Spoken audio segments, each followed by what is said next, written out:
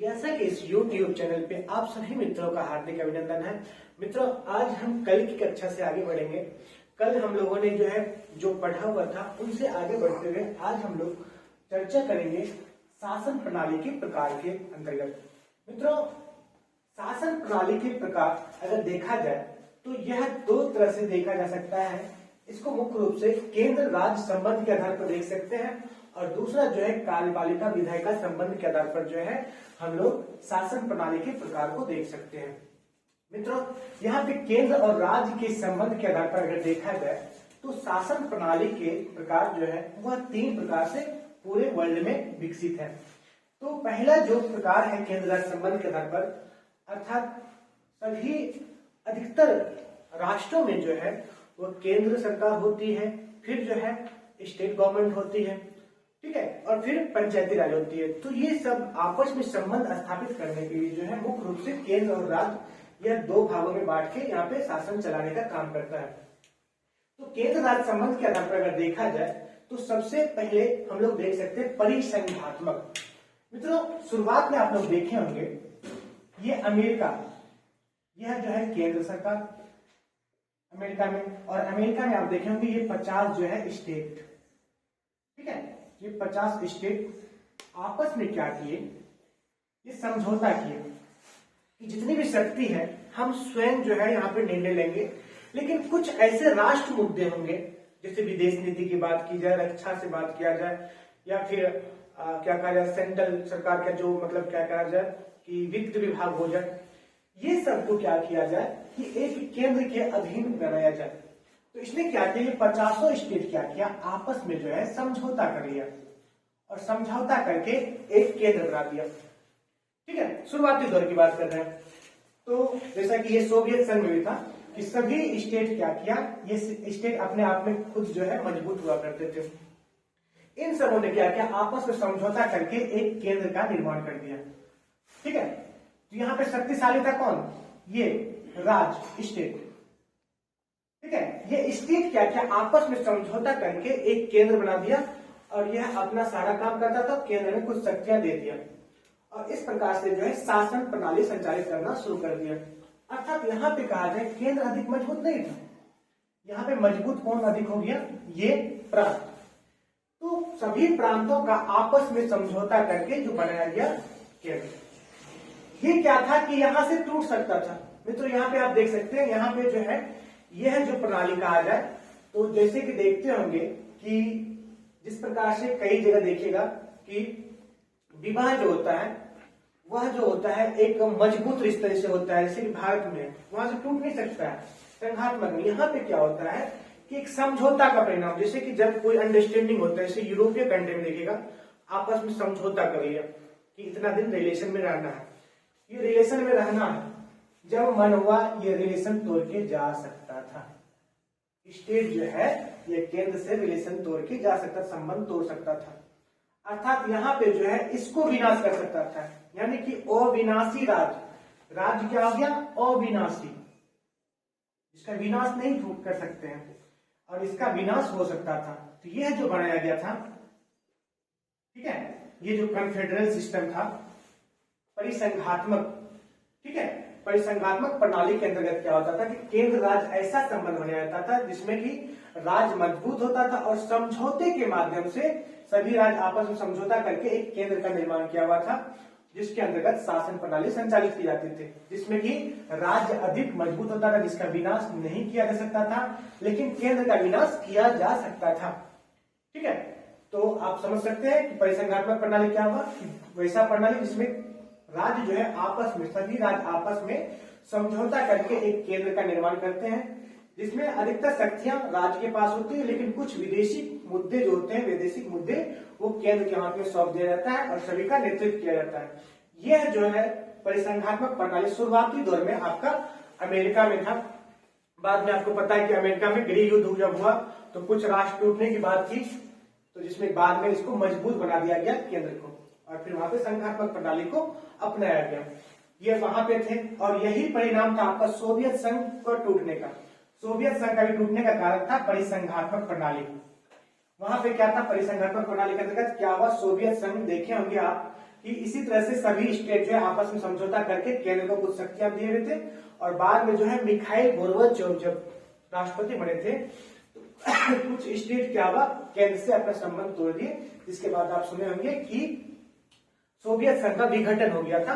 तो कारण यही था परिसंघात्मक प्रणाली।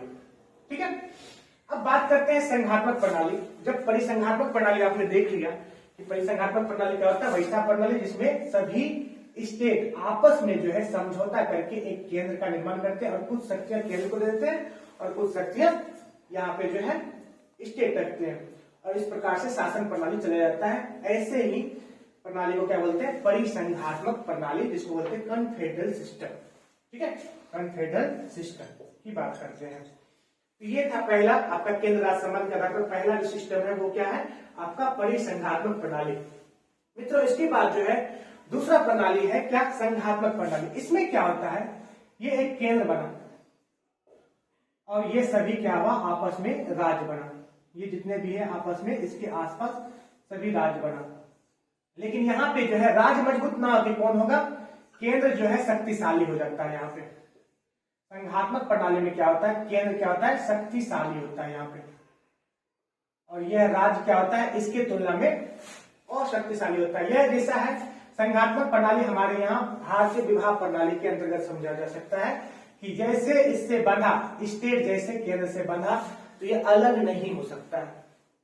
ठीक है, और सभी को क्या किया जाता है, शक्ति दिया जाता है संविधान के द्वारा। ये राज्य है, ये केंद्र है, दोनों को जो है शक्ति का विभाजन कर दिया गया है। किसके द्वारा, ये राज्य के माध्यम से, राज्य हो गया, ये राज्य हो गया, इन सभी को जो शक्ति दिया गया है वो किसके माध्यम से दिया गया है, ये संविधान के माध्यम से जो है ये केंद्र और राज्य के बीच जो है शक्तियों का बंटवारा कर दिया गया है। तो यहाँ पे संघात्मक प्रणाली आपको लग रहा होगा दोनों एक ही है, नहीं उल्टा है। उसमें क्या देखे थे आप, परिसंघात्मक में ये राज्य अधिक मजबूत था, केंद्र कम मजबूत था, और सभी समझौता करके केंद्र बनाया था। यहाँ पे समझौता की कोई बात नहीं है, केंद्र पहले बना फिर राज्य को उसमें जो है मिलाते गया। ठीक है, आपस में मिला दिया, और दोनों के बीच शक्तियों का क्या कर दिया गया, बंटवारा कर दिया गया। किसके माध्यम से, संविधान के माध्यम से। और कहा जाए तो यहाँ पे अधिक शक्तिशाली होता है केंद्र, ये चाह के भी अलग नहीं हो सकता है केंद्र से। ठीक है, वहां पे था कि मन हुआ तो अलग हो सकते थे, अर्थात यूरोपीय पद्धति वाला वहां पे विवाह संबंध की बात हो रही थी। यहाँ पे क्या इंडियन प्रणाली, एक बार हो गया तो दोनों अब आपस में अलग नहीं हो सकता है। ठीक है, इस प्रकार से ये शासन प्रणाली संघात्मक प्रणाली। यह जो था परिसंघात्मक प्रणाली, ये कहां पे था, पहले सोवियत रूस में था, सोवियत संघ जो है वहां पे ऐसा सिस्टम था। और कहां पे, पूर्व का अमेरिका, पूर्व में जो अमेरिका था वहां पर भी ऐसा सिस्टम था। पूर्व में जो अमेरिका था, ठीक है, युद्ध के पहले, वहां पर भी कन्फेडरल सिस्टम था। जबकि ये संघात्मक प्रणाली कहां पे आपका, ये ब्रिटेन में है, सॉरी ब्रिटेन नहीं, कनाडा में ऐसा सिस्टम है आपका, कनाडा में, भारत में ये चलता संघात्मक प्रणाली। तो संघात्मक प्रणाली कैसा, किसको बोलेंगे, वह प्रणाली जिसमें केंद्र और राज्य, ठीक है, केंद्र और राज्य जो है शासन चलाता है। किसके माध्यम से, संविधान के माध्यम से। यहाँ पे शक्तियों का विभाजन किया जाता है संविधान के माध्यम से। वैसा प्रणाली जिसके अंतर्गत जो है केंद्र और राज्य शासन पद्धति जो है संविधान के माध्यम से कुछ शक्तियों का बंटवारा लेके जो है शासन को चलाने का काम करता है। इस प्रकार की प्रणाली को बोलते हैं संघात्मक प्रणाली, जिसमें क्या होता है, केंद्र अधिक शक्तिशाली होता है, राज्य कम शक्तिशाली होता है। इसमें दोनों को अलग होने का औचित्य नहीं होता। भारत ने जो है संघात्मक प्रणाली को अपनाया, कहां से, कनाडा के संविधान से अपनाया है।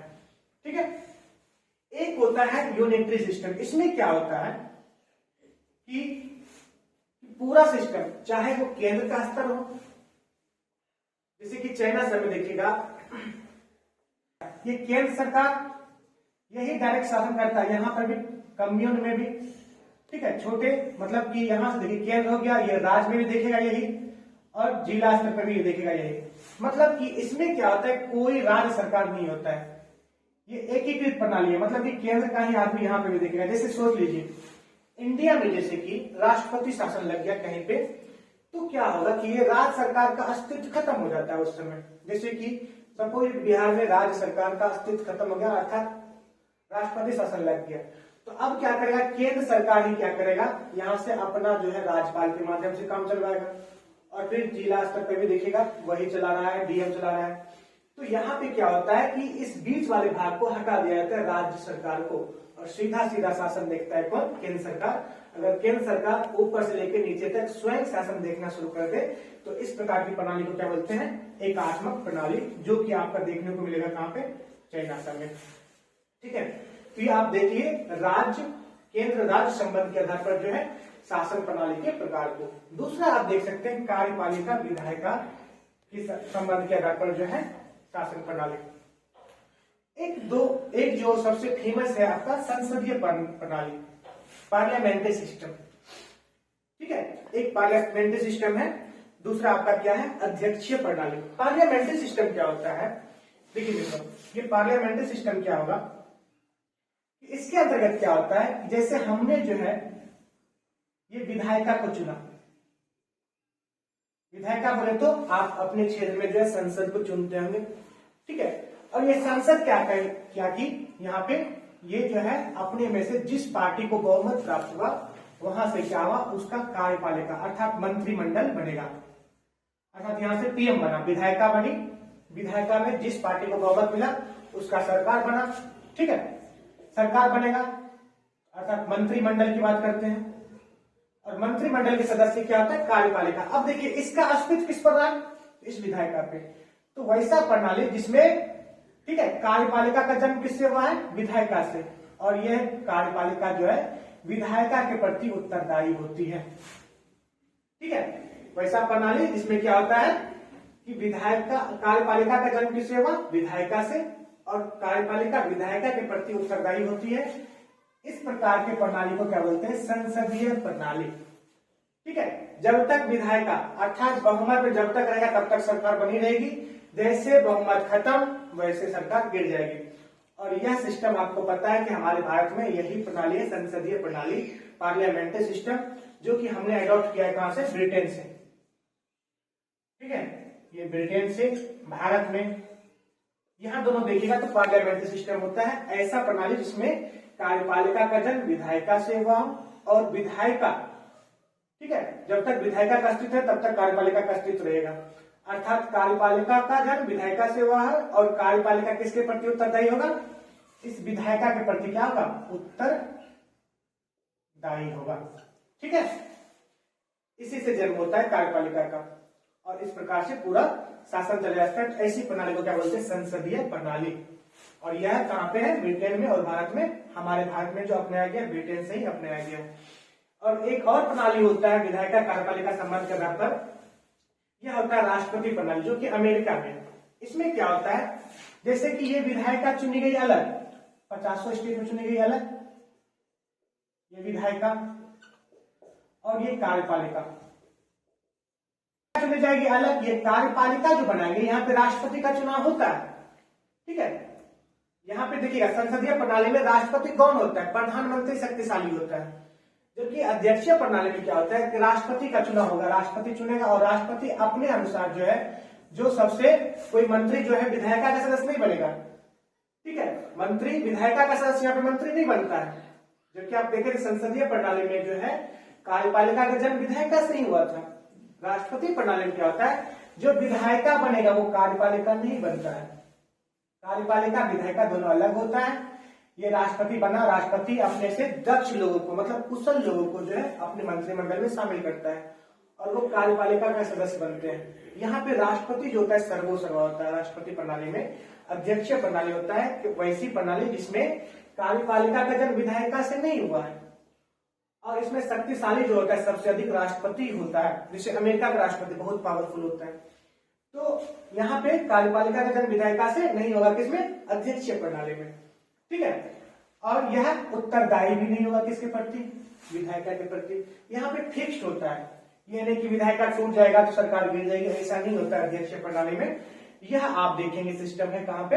अमेरिका में सिस्टम यही है, और भी अन्य राष्ट्रों में अध्यक्षीय प्रणाली। ठीक है, तो वह प्रणाली जिसमें कार्यपालिका का जन्म विधायिका से नहीं हुआ है और कार्यपालिका विधायिका के प्रति उत्तरदायी नहीं होती है, और यहाँ पे सर्वोसर्वा कौन होता है? राष्ट्रपति। ऐसी प्रणाली को क्या बोलते हैं? अध्यक्षीय प्रणाली। मित्रों, ये था शासन प्रणाली के प्रकार। इससे आगे जो हम लोग पढ़ेंगे, इससे आगे जो पढ़ेंगे मित्रों इसके पश्चात हम देखते हैं लोकतंत्र की बात करते हैं। तो लोकतंत्र जो कि अभी वर्तमान समय में सबसे प्रचलित जो है यह शासन प्रणाली कहा जाए तो आज के दौर में सबसे प्रमुख शासन प्रणाली जो है ये लोकतंत्र ही है। तो लोकतंत्र जो अपना है यह 2 वर्ड से बना हुआ है लोकतंत्र। एक है इसका अगर पूरा इंग्लिश देखा जाए तो डेमोक्रेसी होता है, ठीक है। डेमोक्रेसी की बात करते हैं, डेमोक्रेसी, ठीक है। ये डेमोक्रेसी वर्ड जो बना है लोकतंत्र जो है अंग्रेजी की डेमोक्रेसी वर्ड से बना हुआ है। तो यह जो है 2 वर्ड, एक है डेमो, दूसरा है क्रेसी। डेमोस मतलब होता है मित्रों जनता और क्रेसी मतलब होता है शासन। ये एक ग्रीक वर्ड है डेमोक्रेसी। इन्हीं 2 ग्रीक वर्डों से मिलकर बना हुआ है आपका लोकतंत्र अर्थात डेमोक्रेसी। अर्थात इसको एक लिंकन साहब ने, अब्राहम लिंकन एक अमेरिकी राष्ट्रपति थे, उसने इसको परिभाषित किया था कि डेमोक्रेसी ऑफ द पीपुल, ठीक है, for the people and by the people. तो इसको जिसे बोला जाता है जनता का, लोकतंत्र जनता का, जनता के लिए तथा जनता के द्वारा शासन है, ठीक है। और यह परिभाषा सभी जगह प्रचलित है लोकतंत्र का कि लोकतंत्र जो है जनता का, जनता के लिए तथा जनता के द्वारा शासन है। अगर मित्रों यहाँ पे देखा जाए कि लोकतंत्र के प्रकार, टाइप्स ऑफ डेमोक्रेसी देखा जाए तो इसको भी जो है 3 आधार पर जो है विभाजित कर सकते हैं लोकतंत्र के प्रकार को। पहला जो है जनता और शासन के संपर्क के आधार पर अगर लोकतंत्र देखा जाए कि जनता से संपर्क किस प्रकार किया जा सकता है, तो 2 तरह से संपर्क किया जा सकता है, एक डायरेक्ट और एक इनडायरेक्ट रूप से। ठीक है, तो लोकतंत्र जो है अगर डायरेक्ट देखा जाए तो जनता के संपर्क के आधार पर हमने देख लिया कि प्रत्यक्ष लोकतंत्र और अप्रत्यक्ष लोकतंत्र। दूसरा जो है विचारधारा के आधार पर देखा जाए तो एक होता है उदारवादी लोकतंत्र, दूसरा होता है समाजवादी लोकतंत्र, और तीसरा राजनीतिक दलों के आधार पर देखा जाए तो एक दलीय लोकतंत्र, द्विदलीय लोकतंत्र और बहुदलीय लोकतंत्र। तो यहाँ पे हम देखते हैं सबसे पहले जनता और शासन के संपर्क के आधार पर लोकतंत्र के प्रकार को। तो पहला है आपका प्रत्यक्ष लोकतंत्र, ऐसा लोकतंत्र जिसमें जनता और प्रतिनिधि आमने सामने होता है। जैसे जनता अपने प्रतिनिधि को डायरेक्ट चुन लेती है, जैसे कि राष्ट्रपति को चुनना, डायरेक्ट चुनना है, ये वहीं पे हो सकता है जहां की जनसंख्या कम है। जैसे एकमात्र देश है स्विट्जरलैंड, ठीक है, तो स्विट्जरलैंड एकमात्र देश है जहां पे प्रत्यक्ष लोकतंत्र स्थापित है। वैसा लोकतंत्र जहां पे जनता और उसके शासक एक साथ जो है एक क्या कहा जाए आमना सामना जो है वो अपने शासक को चुन लेते हैं, ऐसे लोकतंत्र को बोलते हैं प्रत्यक्ष लोकतंत्र। लेकिन अधिकतर देशों में क्या है अप्रत्यक्ष लोकतंत्र, जनता क्या करते हैं अपने प्रतिनिधि को चुनते हैं और उनके प्रतिनिधि जो है देश के राष्ट्रपति या प्रधानमंत्री को चुनते हैं। तो अधिकतर राष्ट्र देखिएगा तो अप्रत्यक्ष लोकतंत्र ही स्थापित है, ठीक है। तो मूलतः जो है लोग यही जानते हैं प्रत्यक्ष लोकतंत्र और अप्रत्यक्ष लोकतंत्र। प्रत्यक्ष लोकतंत्र का एकमात्र उदाहरण है स्विट्जरलैंड, और अन्य जो हो गया ये अन्य देश में अप्रत्यक्ष लोकतंत्र स्थापित है। अगर देखा जाए विचारधारा के आधार पर तो पूरे विश्व में 2 लोकतंत्र, 2 तरह की विचारधारा है, एक उदारवादी विचारधारा, एक समाजवादी विचारधारा। अधिकतर जो है आपका जो देश है पश्चिमी देश, यह उदारवादी लोकतंत्र की बात करते हैं। चाहे अमेरिका हो, चाहे इंग्लैंड हो, चाहे इंडिया भी देखा जाए तो ये उदारवादी लोकतंत्र की बात करते हैं। लेकिन कुछ राष्ट्र ऐसे जैसे रसिया हो गया, चाइना हो गया, ये क्या है समाजवादी लोकतंत्र। ये क्या कहता है कि हम लोकतंत्र देंगे, मतलब लोकतंत्र है, लोगों का शासन है, लेकिन हर क्षेत्र में नहीं, ठीक है। यहाँ पे कुछ पाबंदियां लगा के रखी हुए हैं। जबकि उदारवादी में क्या होता है कि सरकार जो है ध्यान रखती है कि हर चीज जो है वो क्या करता है जनता पे छोड़ देती है, मार्केट पे छोड़ देती है, ठीक है। केवल यहाँ पे रेगुलेटर का काम करती है, ठीक है। और यहाँ पे जो है बहुत सारी चीज क्या करता है कि संसाधनों पे सभी का स्वामित्व, मतलब किसी पूंजी वर्ग का स्वामित्व ना हो, इसलिए यहाँ पे ध्यान रखा जाता है। समाजवादी लोकतंत्र में लोकतंत्र तो देंगे लेकिन कुछ सीमा तक बांध के, जो कि आपको है कहाँ पे चाइना में, रसिया में, उत्तरी कोरिया में उदारवादी समाजवादी लोकतंत्र है। जबकि उदारवादी लोकतंत्र देखेगा कि अधिकतर राष्ट्र, चाहे इंडिया हो, चाहे आपका अमेरिका हो, चाहे ब्रिटेन हो, यहाँ सब में क्या है आपका उदारवादी लोकतंत्र। पार्टी के आधार पर जो है राजनीतिक दलों के आधार पर भी अगर लोकतंत्र देखा जाए तो आप देखिएगा एक दलीय लोकतंत्र, एक दलीय लोकतंत्र यहाँ पे देख सकते हैं। एक दलीय लोकतंत्र यहाँ पे आपका जो मेल जो है वो होता है क्या, केवल एक ही दल शासन करेगा। जैसे आप देखिएगा चाइना में केवल एक पार्टी, साम्यवादी पार्टी, वही पूरा शासन करती है, उसी के मेंबर खड़े होंगे, दोनों होंगे, एक दल के ही लोग, उसमें से जिसको चूज करना है चूज कीजिए, लेकिन दोनों होंगे साम्यवादी दल के हैं।